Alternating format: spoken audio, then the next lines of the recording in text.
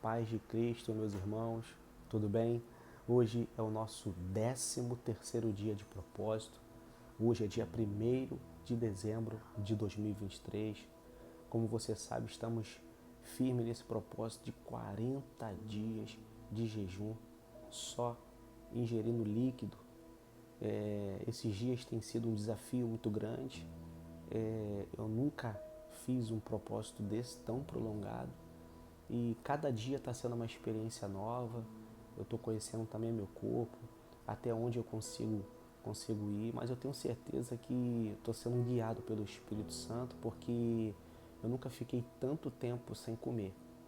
Mas eu tenho fé que vai dar tudo certo, é um propósito de Deus para a minha vida, e eu acredito também que esses vídeos aqui vão ajudar muitas pessoas a iniciarem propósito de jejum, a estarem fazendo e crescendo na graça e no conhecimento de Deus. Eu tenho uma palavra para compartilhar com os irmãos do livro A Cultura do Jejum. E esse trecho que eu gostaria de ler, ele se encontra na página 42 do livro A Cultura do Jejum. O jejum ao longo da história. O jejum tem sido comprovadamente praticado pelos cristãos no decorrer da história. Ao citar esse fato, não defendo a prática de algo que se classifique como mera tradição cristã.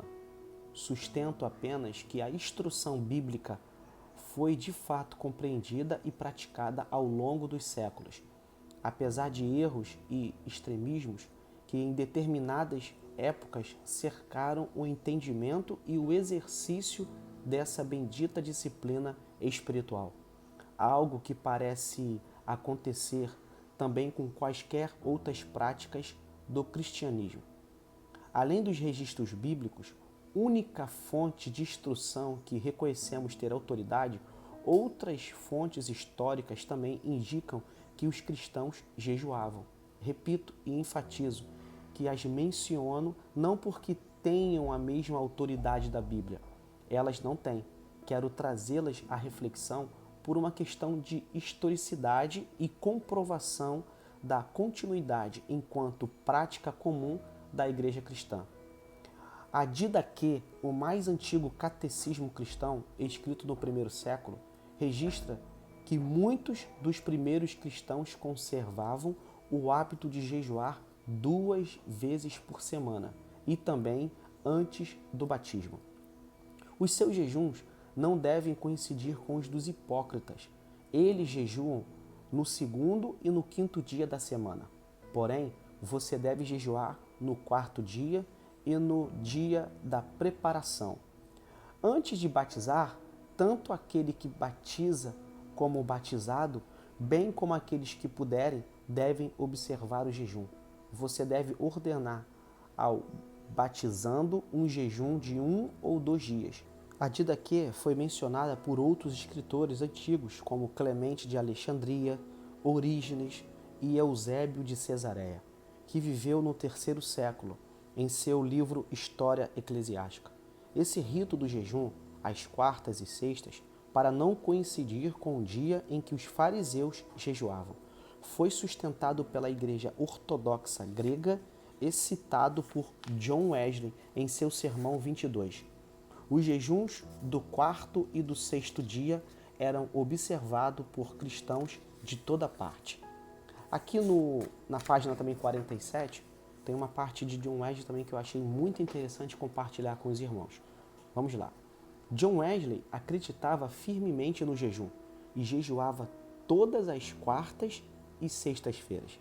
Ele era tão convencido de que jejuar deveria ser uma parte obrigatória no estilo de vida de um ministro, que disse a todos os seus candidatos ao ministério que eles deveriam comprometer-se a orar e jejuar toda quarta e sexta-feira, se quisessem ministrar com ele, evangelizar ou pastorear uma igreja fundada por intermédio daquele movimento.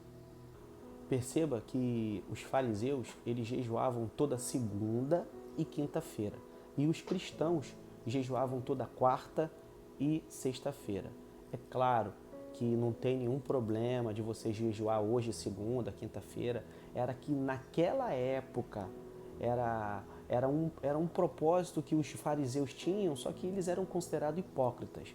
E para que os cristãos não se parecessem, não fizessem no mesmo dia, então eles escolheram outra data. Mas se você quiser jejuar numa segunda, jejuar numa quinta, isso não tem problema, tá?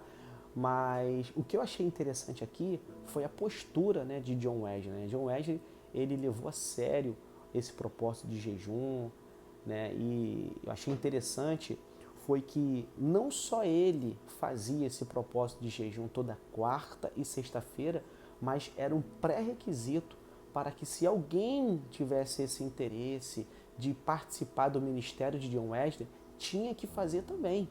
Se quisesse ministrar, se quisesse ser um evangelista no ministério de John Wesley, tinha que fazer esse propósito de jejum toda quarta e sexta-feira. O interessante é que, se você olhar para a história, se você olhar para os momentos atuais, você vê hoje a igreja de John Wesley, né? A igreja wesleyana, como ela é grande, né? Como tem milhares de igrejas do mundo. E você aqui, a gente aqui está percebendo um pequeno trechinho da história, né, dessa igreja.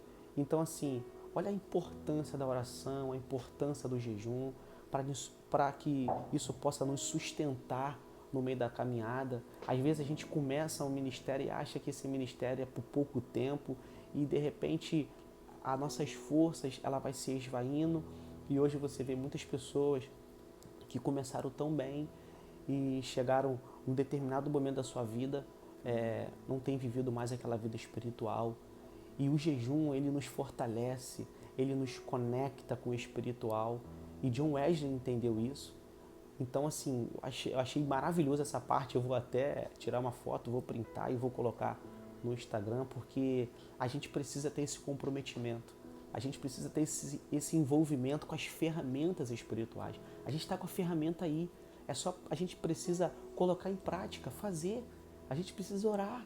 A gente precisa colocar nosso joelho no chão, orar. A gente precisa ler a Bíblia. A gente precisa jejuar. Esses são os fundamentos do cristão.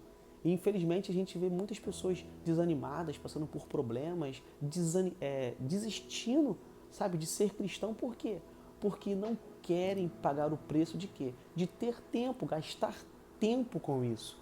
Então, o objetivo desse vídeo, desse propósito é de te incentivar a você ter uma vida espiritual, ativa, principalmente você que é pastor, você que é líder de algum ministério, e você também que é cristão, independente se você aceitou Jesus há pouco tempo, Deus tem uma obra na tua vida, Deus quer que você se lance, Deus quer que você se envolva, e a única forma de você se envolver com a obra de Deus é você botando em prática esses 3 pilares, a oração, o jejum e a leitura da palavra. Eu vou ficar aqui, eu agradeço pela minha oportunidade, eu peço que você curta, que você nos siga e, de repente, você até compartilhe esse vídeo aí para um amigo, tá ok? Te espero amanhã, Deus abençoe e fica na paz.